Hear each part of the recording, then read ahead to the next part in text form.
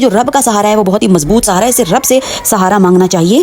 تو ویورز جس کا وہ کبھی تصور بھی نہیں کرتا، اور کوئی بندہ اللہ پر کامل بھروسہ کرے تو اللہ تعالیٰ اس کے لیے کافی ہو جاتا ہے، یعنی وہ دنیا کے سہاروں سے بے نیاز ہو جاتا ہے۔ تو اس آیت مبارکہ سے آپ کو کیا فائدہ ہونے والا ہے؟ ایک تو ایمان مضبوط کرے گی یہ آیت مبارکہ انشاءاللہ و تعالی، حکم ربی سے، اللہ کا کلام ہے میرا ویورز، اس میں کوئی بھی کمال نہیں ہے، سب رب تعالیٰ کا کمال ہے، کیونکہ کمال جس کا کلام ہے، کمال بھی تو اسی ذات کا ہے نا۔ ہمارا کیا کمال ہے؟ ہمارا کام تو ہے بس اللہ تعالیٰ نے توفیق عطا فرما دی، اور ہم آپ سے یہ چیزیں جو ہیں وہ شیئر کر رہے ہیں، تاکہ کیونکہ حکم ہے اللہ کا کہ میرے بندوں کی مدد کرو، تاکہ وہ کہیں جو ہے وہ مجھ سے منکر نہ ہو جائے، ان کا بھروسہ نہ ٹوٹ جائے۔ تو اگر ہم ایک دوسرے کی مدد کرتے رہیں گے زندگی میں تو فائدہ جو ہے وہ دونوں پارٹیوں کا ہی ہوتا ہے۔ کس لحاظ سے؟ کیونکہ یہ اللہ کا حکم ہے کہ میرے بندوں کی مدد کرو، آگے بڑھ بڑھ کے مدد کرو، تو پھر میں تمہارا کس طرح سہارا بنتا ہوں، تمہیں اس چیز کا گمان بھی نہیں ہوگا۔ اور جناب ایمان کو مضبوط کرتی ہے، دل کو سکون دیتی ہے، خصوصاً ان لوگوں کے لیے جو کسی پریشانی یا مصیبت میں مبتلا ہیں، اس لیے اس کو روزانہ پڑھنا چاہیے، اور اس پر ہمیں غور و فکر بھی کرنا چاہیے۔